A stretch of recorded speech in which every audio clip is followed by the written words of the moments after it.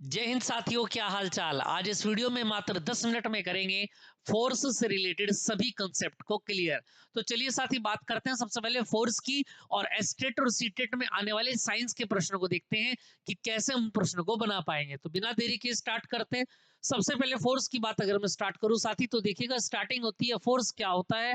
तो an external energy pull and push, यानी किसी भी वस्तु के ऊपर किया गया एक ऐसा कार्य जो उसकी स्थिति को या तो बदल दे, यानी कि रेस्ट में ला दे या मोशन में ला दे। हम सभी जानते हैं कि पार्टिकल की दो ही तरीके की सिचुएशन होती है, या तो विराम अवस्था यानी रेस्ट, या फिर गति यानी कि मोशन। तो या तो गति से उसको कहां ला दे, रेस्ट में ला दे, या रेस्ट से गति में ला दे। तो ये जो बदलाव आएगा साथी, या बदलाव लाने का प्रयास करे, तो इसी को हम क्या बोलेंगे, बल बोलेंगे। तो यानी कि बात करें एफ इक्वल टू क्या होता है साथी, एम ए होता है, और ये वेक्टर क्वांटिटी होती है यानी कि सदिश। यानी कि सीधा सा मतलब ये है कि परिमाण के साथ साथ मैग्नीट्यूड विद डायरेक्शन यहाँ पर देखने को मिलेगा। जैसे एक सिंपल बात करते हैं, हमको एक दरवाजा है, डोर है भाई, और उस डोर के ऊपर फोर्स लगाना है। तो फोर्स हम दो तरीके से लगा सकते हैं साथी, या तो उस डोर को बाहर की ओर को खींचेंगे, या फिर अंदर की ओर को उसको पुश करेंगे, यानी कि पुल या फिर पुश। क्लियर है, पुल या पुश, ये बात ध्यान रखेंगे। जैसे यहाँ पर दिख भी रहा है आपको कि ये साथी है भाई, एक बच्चा इस गाड़ी को खींच रहा है, तो ये क्या कर रहा है, इसको पुल कर रहा है। और पीछे से ये क्या कर रहा है साथी, इसको ये पीछे से इसको पुश कर रहा है, यानी कि पीछे से धक्का लगा रहा है।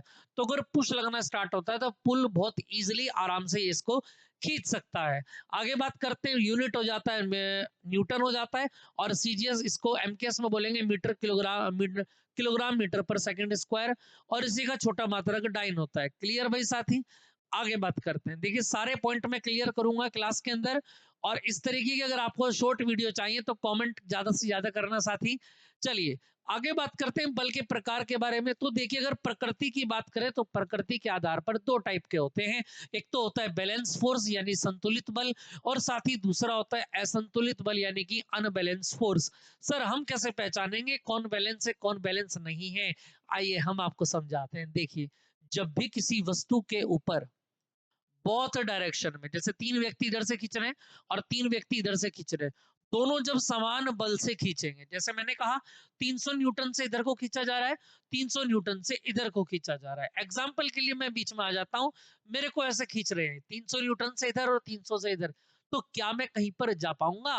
नहीं जा पाऊंगा साथी। क्यों? क्योंकि दोनों both side forces are in same quantity and different direction. जब समान बल विपरीत दिशा में लग रहे हो तो वस्तु कहीं पर भी नहीं जाएगी, एटलीस्ट अंत तक वहीं पर बनी रहेगी। इसको बोलेंगे बैलेंस फोर्स यानी कि संतुलित बल। लेकिन अगर खींचने वाले बल में से एक में कम हो जाए और एक में ज्यादा हो जाए, जैसे देखिए दूसरे केस में तीन व्यक्ति हैं और यहाँ पर अकेला है कि ये दोनों छोड़ करके भाग गए भाई इसको, तो ये 300 न्यूटन का बल लगा रहे हैं, और दो के जाने से 200 खत्म हो गया तो 100 न्यूटन का बल लगा। अब देखिए मैं बीच में फिर आ जाता हूं, इधर से 100 न्यूटन का बल है, इधर से 300 न्यूटन का बल है, तो जिधर बल ज्यादा होगा that is the direction quantity of forces maximum, मैं उसी ही ओर चला जाऊंगा साथी। इधर 100 लगा, इधर 300 लगा, तो बताइए किधर जाऊंगा? 300 वाले की साइड में जाऊंगा। और कुल बल कितना लगेगा मुझे? ज्यादा वाले में से कम वाले को माइनस कर देंगे। 300 में से जब 100 जाएगा साथी तो कितना बचेगा?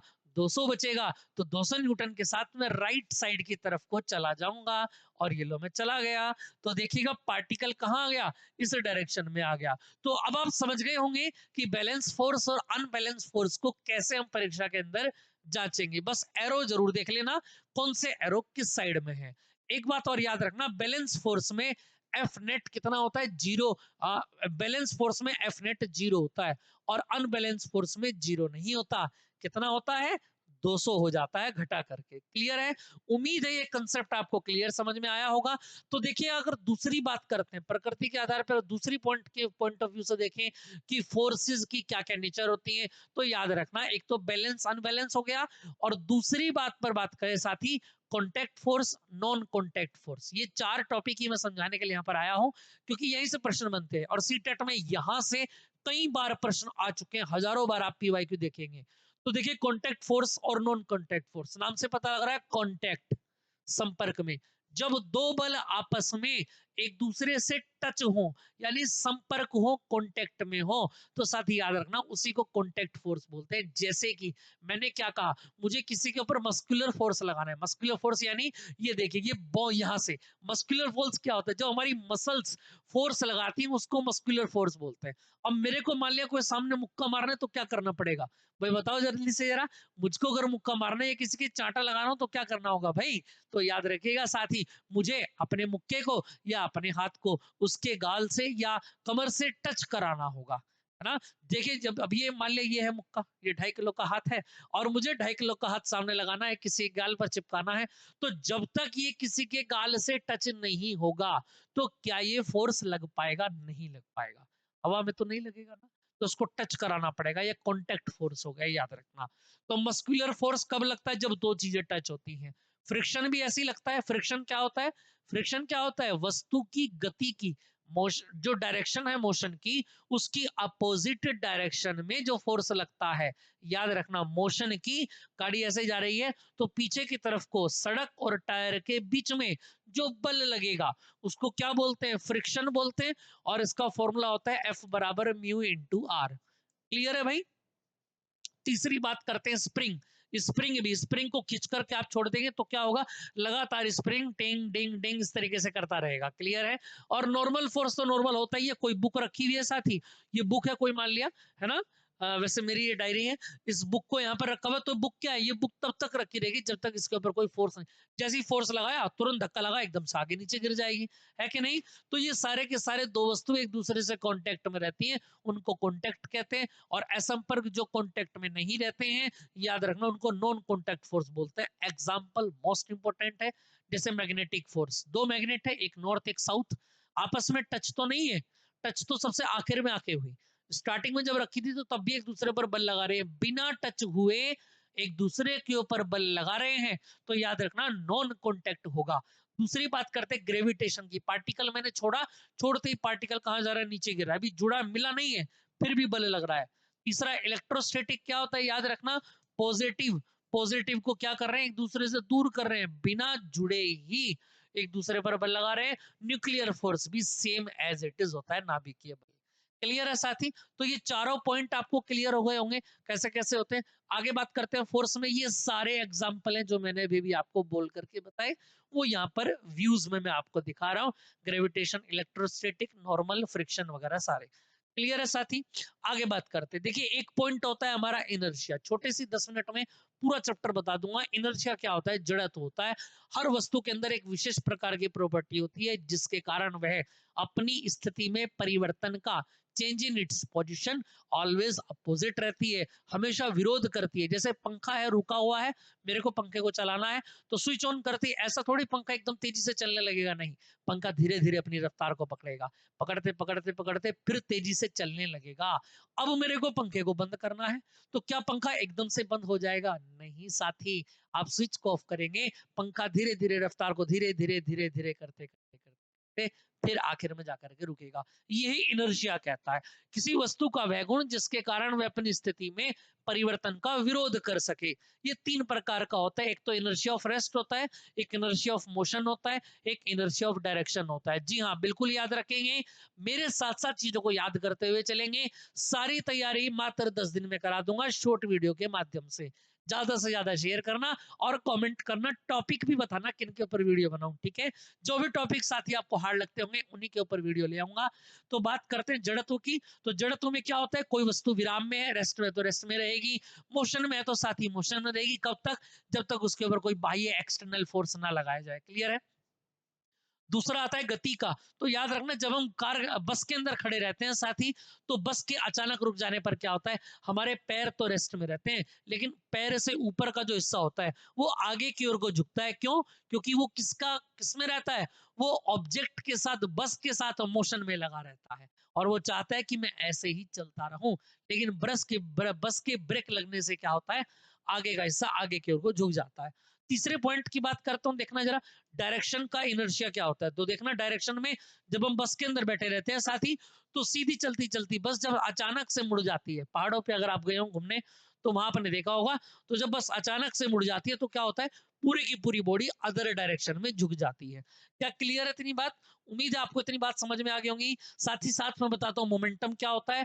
याद रखना, जब भी किसी वस्तु के अंदर वेग आ जाए तो वहां पर क्या उत्पन्न हो जाता है? मोमेंटम हो जाता है, संवेग P बराबर m इंटू वी। मेरे साथ साथ याद करते हुए चलेंगे, P बराबर m इंटू वी, इसका होता है किलोग्राम मीटर पर सेकंड, सीजीएस में छोटे मात्रक ग्राम सेंटीमीटर पर सेकंड।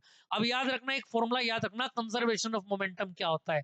अगर लगाया गया बाह्य बल 0 हो तो संवेग हमेशा कांस्टेंट होता है, नियतांक होता है। फॉर्मूला याद रखना, dp अपॉन dt बराबर 0। क्या कहा मैंने, जल्दी से रिपीट करें, dp अपॉन dt बराबर 0। अब याद रखना, अगर समय आपके पास ज्यादा आ गया ना तो संवेग जो होता है ना वो 0 होता है। यानी याद रखना, हाँ, ये बराबर भी किसके होता है? फोर्स के होता है।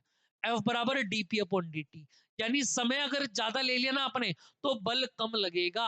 और इसका सबसे बड़ा एग्जांपल है, क्रिकेट खेलते हुए फील्डर कैच पकड़ने के लिए अपने हाथों को गेंद की दिशा में कुछ समय के लिए ले जाता है। विकेट कीपर आपने देखा होगा MS धोनी, जब खड़े रहते हैं तो विकेट के पीछे जब बॉल आती है तो तुरंत उसके साथ में पीछे अपने हाथों को ले जाते हैं, जिससे कि समय ज्यादा लेंगे तो बल कम लगेगा। जब फील्डर कैच पकड़ता है तो कैच के साथ में पकड़ने के बाद बॉल को उसी डायरेक्शन में नीचे की ओर को ले जाता है, समय ज्यादा लगेगा तो बल कम लगेगा। साथियों, इसी के साथ ये कंसेप्ट आपको क्लियर समझ में आ गया होगा।